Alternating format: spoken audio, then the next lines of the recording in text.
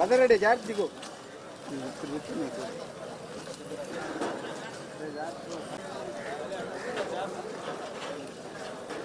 हसना हसना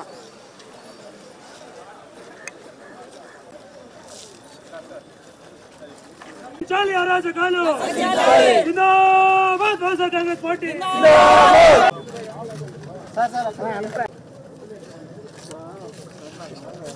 నశించాలి కూటమి ప్రభుత్వం అరాచకాలు జై జగన్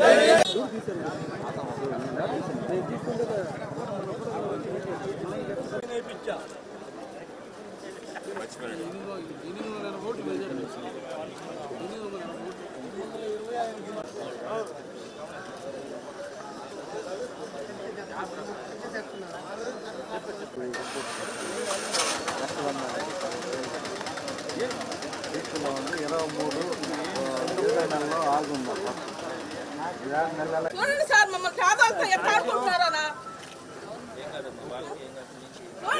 ఒక్క నిమిషం పడతా నా బిడ్డలు చూడు చిన్న బిడ్డలు ఇంట్లో పెట్టుకుంటున్నాను సార్ ఏం లేదు ఒంటరిగా అయిపోవడం మేము 40 సంవత్సరాలు సార్ మేము 40 సంవత్సరాలు ఇల్లు కట్టుకొని మాకు ఒక లోన్ ఇల్లా మాకు పట్టాలి అక్కడ ఇంటే చంపుకుంటాం మమ్మల్ని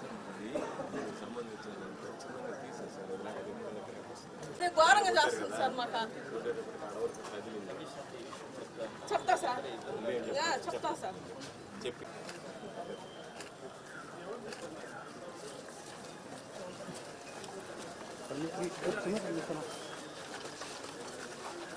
చంద్రబాబు నాయుడు గారు ఇప్పుడు కొత్తగా ముఖ్యమంత్రి అయిందేం కాదు, ఇంతకుముందు కూడా 3 టర్మ్స్ ఆయన ముఖ్యమంత్రిగా కూడా పనిచేస్తున్నారు.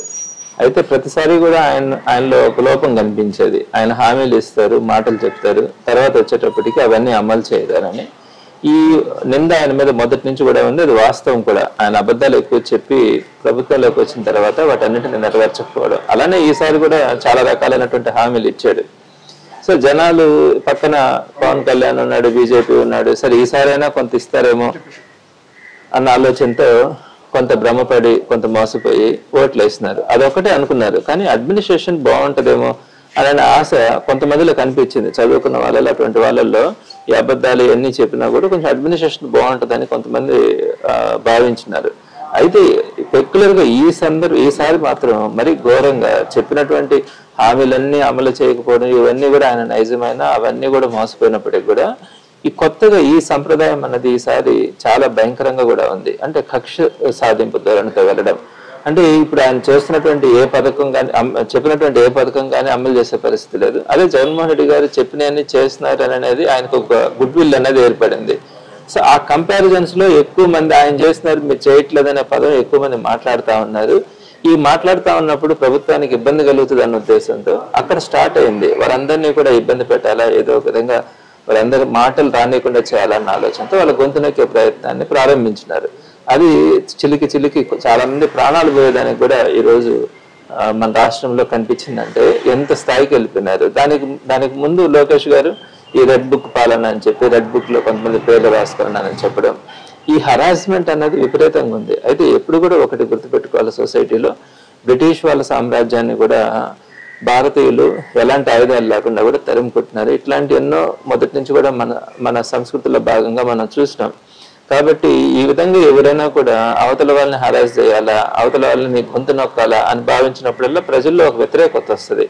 ఆ వ్యతిరేకత ముందు ఎవరైనా కూడా కొట్టుకుపోతారు. పెద్ద పెద్ద నియంతలు కూడా ఎవరు కూడా నిలబడే పరిస్థితి ఉండదు. కాబట్టి ఇట్లాంటి పరిస్థితుల్ని డెఫినెట్గా సమాజం ఎదుర్కొంటుంది. సమాజం ఎప్పుడు కూడా ఒక అహంకారాన్ని కానీ ఒక నియంతృత్వాన్ని కానీ సహించదు.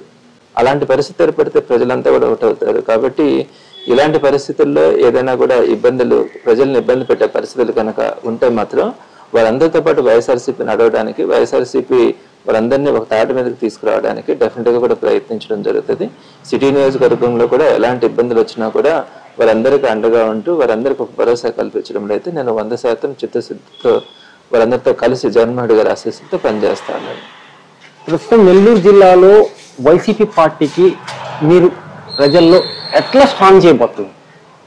లేదు, జగన్మోహన్ రెడ్డి గారి డైరెక్షన్స్ లో జగన్మోహన్ రెడ్డి గారు చెప్పినట్టుగా వెళ్ళడం ఒకటి. రెండోది, ఎప్పుడు కూడా వైఎస్ఆర్సీపీకి రాజశేఖర రెడ్డి గారి టైం నుంచి కూడా ఆ కుటుంబానికి ఒక నమ్మకము, ఒక భరోసా అన్నది ఉంది. సో ఈరోజు ప్రతి ఇంట్లో కూడా జగన్మోహన్ రెడ్డి గారిని కానీ రాజశేఖర రెడ్డి గారిని కానీ అభిమానించే కుటుంబాలు ఆల్మోస్ట్ 70 to 80% ఉన్నాయి. అంటే వాళ్ళందరికీ కూడా లోకల్గా మనకు ఒక లీడర్ ఉన్నాడు, వాళ్ళకు ఒక నమ్మకాన్ని కలిగించడంలో నా వంతు పాత్రను నేను పోషిస్తా ఉన్నాను. భవిష్యత్తులో కూడా ఎలక్షన్స్ ఎప్పుడు వస్తాయన్నది నాకు అనవసరం. రేపు ఎలక్షన్స్ వస్తాయా, 4 ఏళ్ళ ఎలక్షన్స్ వస్తాయా అన్నది కాదు. పార్టీని స్ట్రెంథెన్ చేయాలి. పార్టీని నమ్ముకున్నటువంటి నాయకులందరినీ కూడా ముందుకు తీసుకొచ్చి వారందరికీ కూడా ఒక నమ్మకం, భరోసా కలిగించడంలో నేను తప్పకుండా కూడా వారితో కలిసి పనిచేయడం జరుగుతుంది. ప్రస్తుతం చెప్పే